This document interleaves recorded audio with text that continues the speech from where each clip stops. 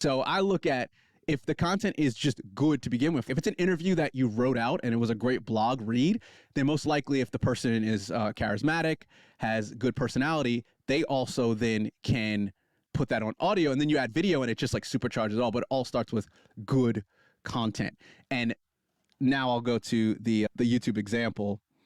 So this is the video. So I did actually record an intro for this. And I think I like to have all my videos, even if for some reason, they all have video. All my video podcasts do have video. But for some reason, if I were just to use audio, I would at least record an intro. So the first minute, people see me and they're like, okay. And then it engages them for a second. I'd have B-roll cuts and whatnot. And you can see the chart on YouTube, the drop, but everyone has the drop off on their content. So yeah, if I have any podcast on YouTube, they have the person saying the words. Except for this one. So, okay. And it's like, I just put it up there. I almost did not put this video up on YouTube because I was like, oh, I had to basically re-edit the video. I already did the audio. I didn't edit the video at the same time as the audio. And I was like, I'm not doing that. And then I was being lazy and threw up the video. Again, this is a perfect example of the strength of YouTube algorithm and discovery engine. If it was just podcasts only, I wouldn't have gotten past the 1,000 people that consumed it at most. But because the internet is potentially 8 billion people, and my podcast niche running market cap is 621 million people that are into running, the podcast only format leaves so much potential. Okay, so I ended up getting 18,000 views from this. And this is by far like the second most views I have. And I'm very new to YouTube. I just jumped on YouTube 3 months ago.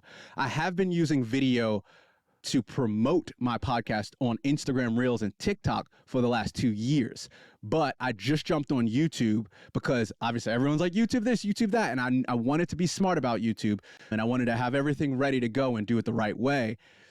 But this one video out of all the other videos that I think were way better than this one as far as quality goes, just shot up to 18,000. So the second most is 800 views that I had, which is great. I'll take that. 800 views on a YouTube video for a brand new account with less than 400 subscribers. Like, I will take 800. That's like a good podcast.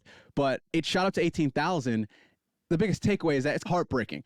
To be honest, if I never put this episode on YouTube, I wouldn't know how valuable this content was. I would have thought it was just an average episode because everyone looks at numbers. Everyone's like, oh, this podcast episode got this much. And I think, to myself, I'm not that good. Maybe my podcast isn't reaching the right people, blah, blah, blah, blah, all the sad songs that you tell yourself. But the YouTube algorithm proved to me that I actually had good content, and I just needed a tool and a vehicle to reach that.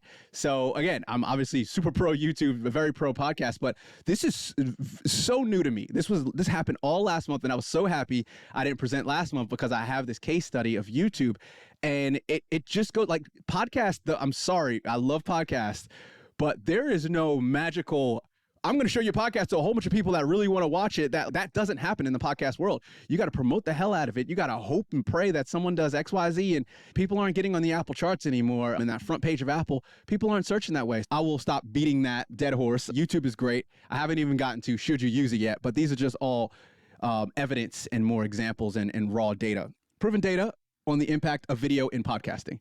And point blank data, raw studies for why you should use video. So a whole bunch of numbers here, which can be overwhelming. I'll go through a couple. Riverside 2023 annual report. So if you don't know what Riverside is, it's a great way to record video, podcast, and audio in a high quality way from your guest remotely, way better than Zoom.